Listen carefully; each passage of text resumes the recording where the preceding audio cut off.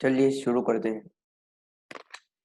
नमो अर्यंताणम नमो सिदाणम नमो वायरियाणम नमो वज्रायाणम नमो लोयसवसाहुणाम एषो पंचनमुखारो सर्वपावपणासनो मंगलाणं च सव्येसी परमं वै मंगलम् मंगलम भगवान वीरो मंगलम गौतमो प्रभु मंगलम स्थूलिभद्राचार्य जैन धर्मोस्तु मंगलम सर्वारिष्टप्रणाशाय सर्वाभीष्टार्थदायिने सर्वलब्धिनिदानाय श्री गुरु गौतम स्वामिने नमः। जतारि मंगलम अर्यंता मंगलम सिद्धा मंगलम साहु मंगलम केवलीपन्नतोदमो मंगलम जतारि शरणं पौजामि अर्यंता शरणं पौजामि सिद्धा शरणं पौजामि साहु शरणं पौजामि केवलीपन्नतोदमो शरणं पौजामि जतारि लोकुत्मा अरिहंता लोकुत्मा सिद्धा लोकुत्मा साहु लोकुत्मा केवलीपन्नतोदमो लोकुत्मा मंगलम पद्मजिताद्य मंगलम कनको गुरु मंगलम सूरी देवेंद्र कला पूर्णोस्तु मंगलम कला प्रभ सूरी सद्गुरु व्यो नमः कल्पतरु सूरी सद्गुरु व्यो नमः तीर्थभद्र सूरी सद्गुरु व्यो नमः अज्ञानतिमिरान्धानां ज्ञानाञ्जनशलाकया नेत्रमुन्मिलितं येन तस्मै श्रीगुरुवे नमः तस्मै श्रीगुरुवे नमः। आज हम अंतराय कर्म से शुरुआत करेंगे। इसके पहले हमने कौन से किए? तो दर्शनावर्णीय कर्म किया, ज्ञानावर्णीय कर्म किया, गोत्र कर्म किया, आयुष्य कर्म किया। यह 4 कर्म किए और साथ में हमने कषाय किए थे। कौन से मोहनीय कर्म भी किया, इसमें दर्शन मोहनीय, चारित्र मोहनीय भी किया। इसके बाद वेदनीय कर्म भी किया हमने, गोत्र कर्म भी किया, कषाय किए, सारे के सारे जो चारित्र मोहनीय कर्म के जितने भी विभाग है वो भी किए। इतने दिन से हमने वह सब किया। आज हम अंतराय कर्म की ओर प्रस्थान करेंगे। अंतराय कर्म, अंतराय कर्म यानी क्या? जो आपको अलग अलग चीजों में विघ्न डालता है। अलग अलग चीजें कौन सी? पहली, आपको दान देने में जो विघ्न डालता है कर्म के कारण। दूसरा, आपको लाभ लेने से जो विघ्न करता है। तीसरा, आपको भोग करने से जो विघ्न करता है। चौथा, जो आपको उपभोग करने से विघ्न करता है। और पांचवा, आपको जो वीर्य का इस्तेमाल करने से जो विघ्न करता है।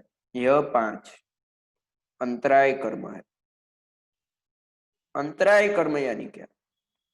जो आपको कोई भी ऐसी चीजें लाभ लेने से, दान देने से, भोग करने से, उपभोग करने से और वीर्य का उपयोग करने से जो विघ्न करता है, कर्म से विघ्न जो आते हैं, यह अंतराय कर्म है।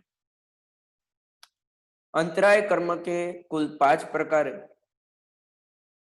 पहला है दानांतराय, दूसरा है लाभांतराय, तीसरा है भोगांतराय, चौथा है उपभोगांतराय और पांचवा है वीर्यांतराय कर्म। ऐसे कुल 5 प्रकार है अंतराय कर्म के। अंतराय कर्म को उदाहरण या अंतराय कर्म को किसकी उपमा दी गई है? तो अंतराय कर्म को राजा के खजांची जैसी उपमा दी गई है। इसका भी एक अच्छा कारण है। खजांची कैसे होते? राजा जो होता है उसके पास जितना भी धन होता है, यह सारा खजांची के हाथ में होता है। खजांची यानी जो धन की संभाल रखता है, देखभाल करता है। कितना धन आता है, कितना जाता है, कितना कर आता है यानी टैक्स, तो यह सारे की जो देखभाल रखता है, यह खजांची होता है। कितना किधर किधर कितना उपयोग करना है धन का, किधर किधर धन का खर्च करना है, यह सभी भी खजांची ही देखता है। उसकी देखरेख भी खजांची करता है। जिधर जिधर उपयोग हो, जिधर जिधर एकदम जरूरत हो, उधर ही खजांची उसका वापर करने देता है। बाकी आपको हर एक चीज में वह विघ्न डालता है। किधर भी अगर बिन जरूरत की चीज हो तो उधर खजांची विघ्न डालता है। धन को खुलेआम ऐसे ही खर्च करने नहीं देता, वह कहीं ना कहीं विघ्न डालता रहता है। उसी तरह अंतराय कर्म भी यह सारी चीजों में विघ्न डालता रहता है। अंतराय कर्म के 5 प्रकार। पहला प्रकार उसमें से दानांतराय कर्म। दानांतराय कर्म यानी क्या? आपके पास दान देने के लिए पैसा है, या जिस भी चीज का आपको सुपात्र दान देना है, या कोई भी चीज का दान देना है, आपके पास यथाशक्ति मुजब वह चीज है। आपके पास दान देने की शक्ति है, आपके पास दान देने की भावना भी है, लेकिन अंतराय कर्म क्या करता है? अंतराय कर्म बीच में विघ्न डालता है, आपको दान देने ही नहीं देता। दानांतराय कर्म आपको दान ही नहीं देने देगा, बीच में विघ्न डालेगा। और यह विघ्न कैसा होता है? कोई ना कोई तरीके से विघ्न डालेगा। आप जिस चीज का दान देना चाहोगे वो चीज में विघ्न आ जाएगा, वो चीज आपको मिलेगी नहीं। आपके भाव खत्म हो जाएंगे, आपको ऐसा लगेगा कि उसको तो और भी लोग दान देने वाले, हमें देने की जरूरत क्या। ऐसे बहुत सारे अलग अलग चीजें हैं जिसके कारण आप दान देने देते देते अटक जाते हैं। देते वक्त भी आपको शायद दे भी दो, लेकिन अंदर से अच्छा नहीं लगता, अच्छा महसूस नहीं करते आप। दान दे भी दो, लेकिन फिर भी यदि आप अंदर से अच्छा महसूस नहीं करते तो उसका लाभ नहीं है, उसका कोई पुण्य बंधन नहीं। आपको दान का लाभ क्या है, दान से क्या पुण्य क्या फायदा होता है, इसकी माहिती है। आपके पास दान देने की शक्ति है, फिर भी आप दान नहीं दे पाते, आपको दान देने में विघ्न आता है, अंतराय आता है, तो यह दानांतराय कर्म। दानांतराय कर्म कुछ और नहीं करता, लेकिन आपको दान देने से रोकता है। कभी रोकता है? आपको पता है दान देने से आपको फायदा होने वाला है, इस भव में नहीं तो पर भव में, लेकिन फिर भी यह दान नहीं देने देता। आपके पास ताकत है, फिर भी दान देने नहीं देता, तो यह दानांतराय कर्म है। दूसरा प्रकार है लाभांतराय कर्म। लाभांतराय कर्म यानी क्या? आपने घर बनाया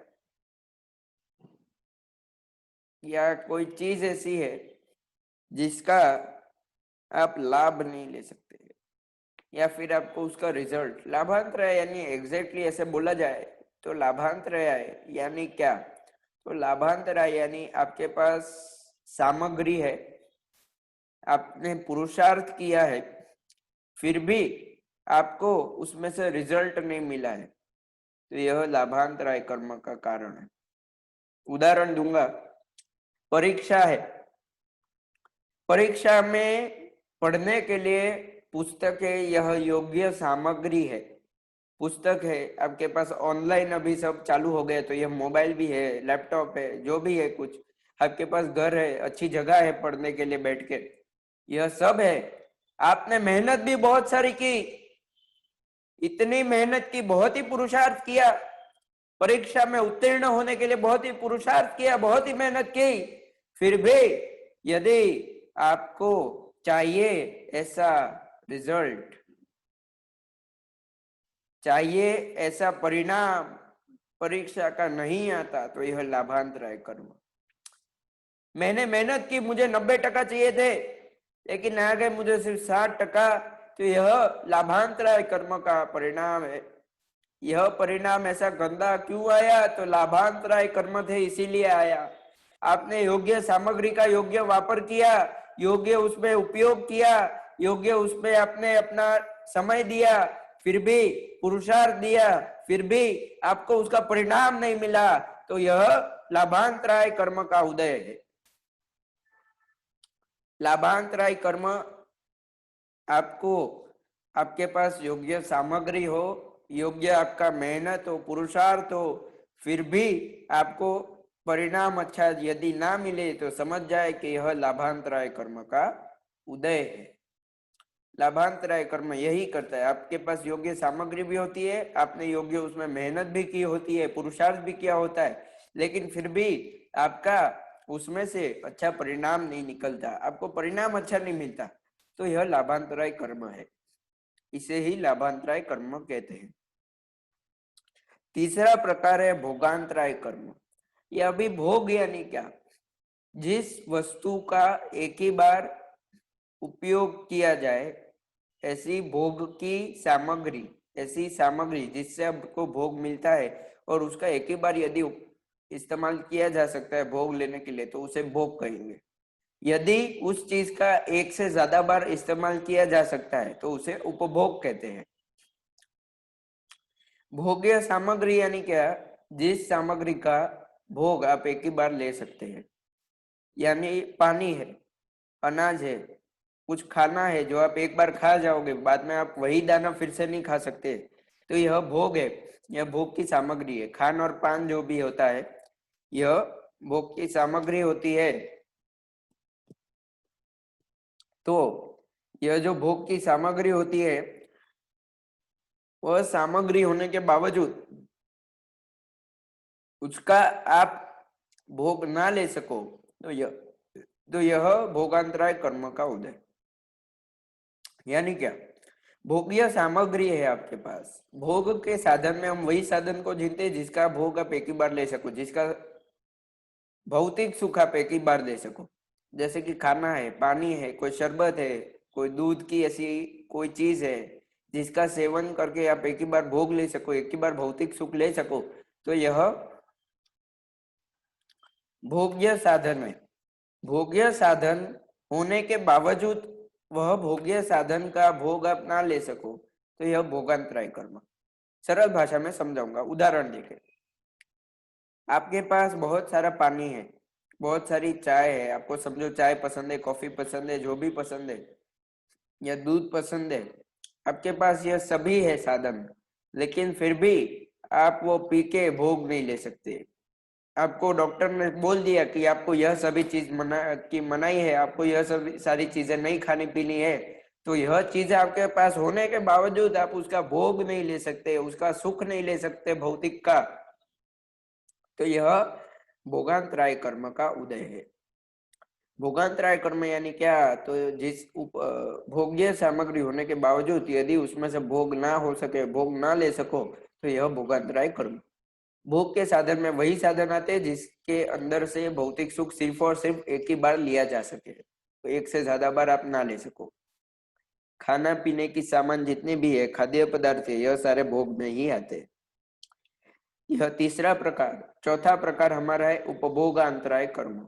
उपभोग यानी मैंने अभी बताया थोड़ी देर पहले, उपभोग यानी ऐसी सामग्री जिसका भौतिक सुख एक से ज्यादा बार लिया जा सके।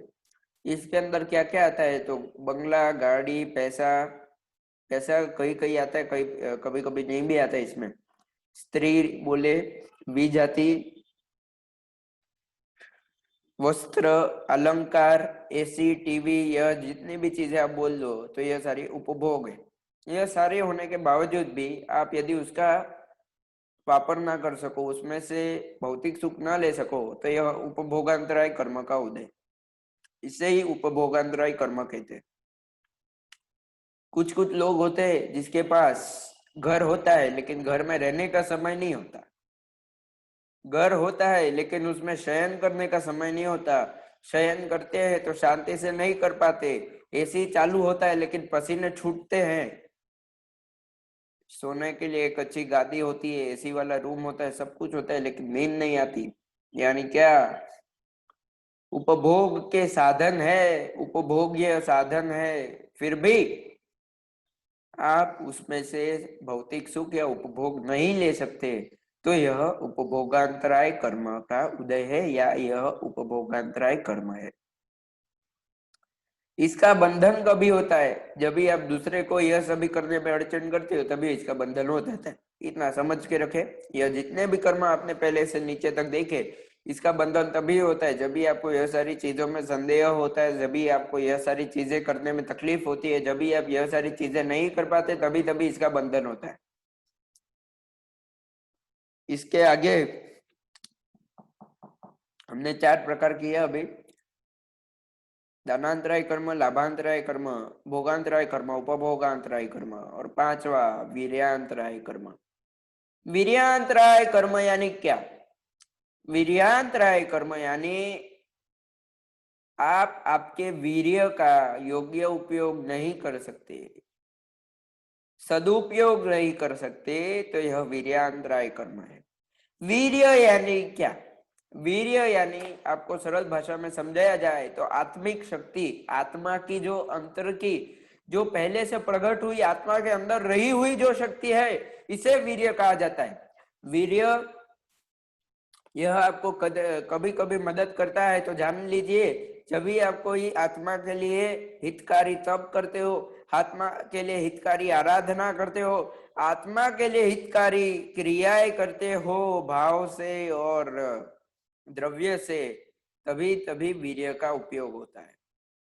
बाद में और वीर्य का उपयोग किधर होता है? तो आप जितनी दशा में जितने गुण स्थानक ऊपर ऊपर चढ़ते हो, उधर उधर भी वीर्य का उपयोग होता है।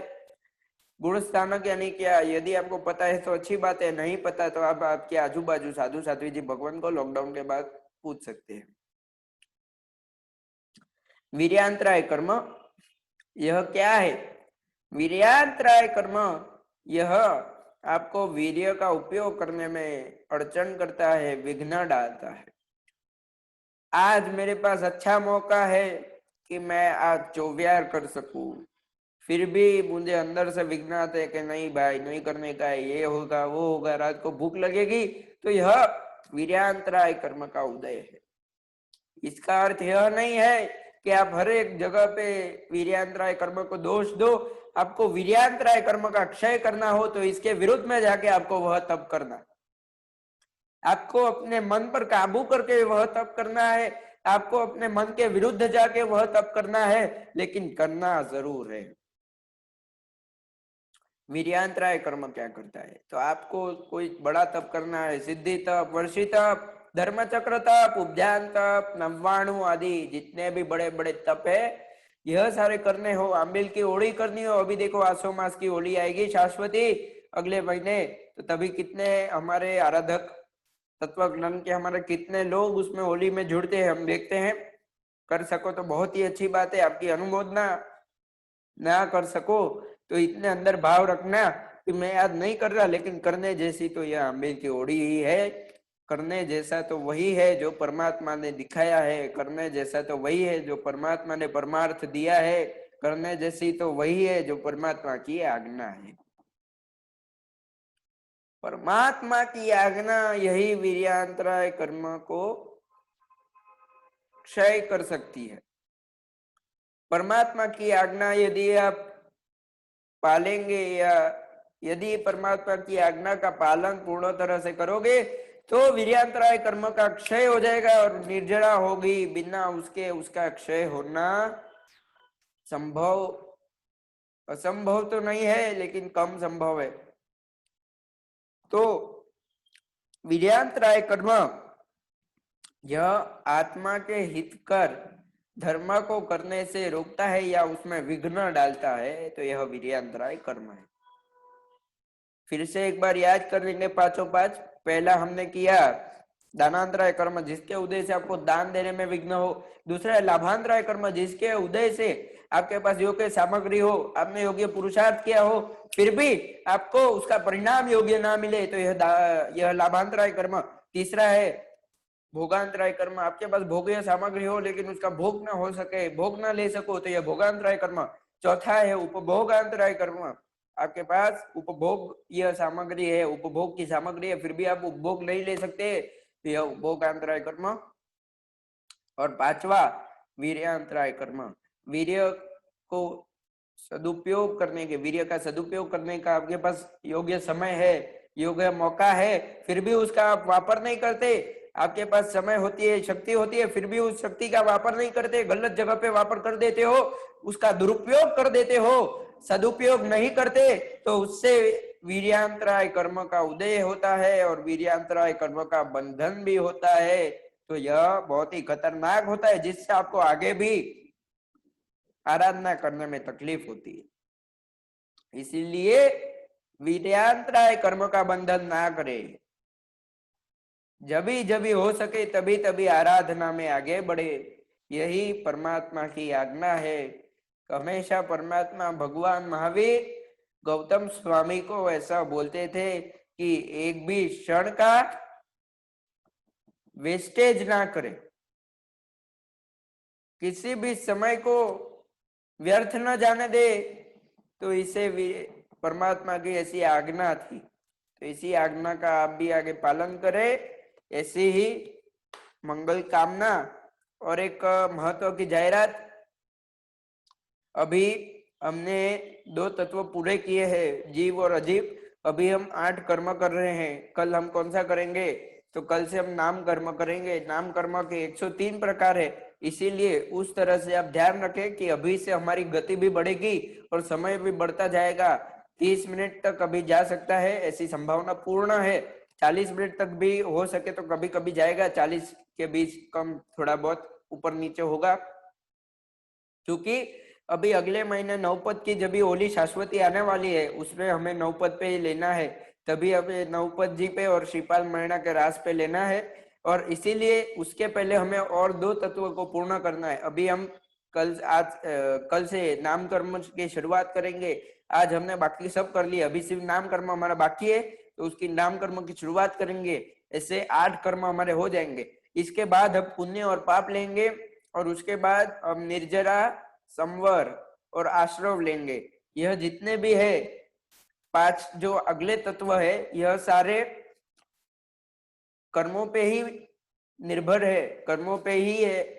और उसके बाद जो बंध तत्व है, यह भी थोड़ा बहुत कर्मों पे ही है, पूर्ण कर्मों पे ऐसा भी कह सकते हैं एक दृष्टि से। लेकिन यह आगे के सारे तत्व आपको समझ में आ जाए, इसीलिए हम अभी 8 कर्म ले रहे हैं, 8 कर्म आपको समझा रहे हैं। 8 कर्म बाकी 9 तत्व के अंदर ऐसे ही शामिल है। पहले तत्व में हमने जीविचार का थोड़ा भाग पढ़ा।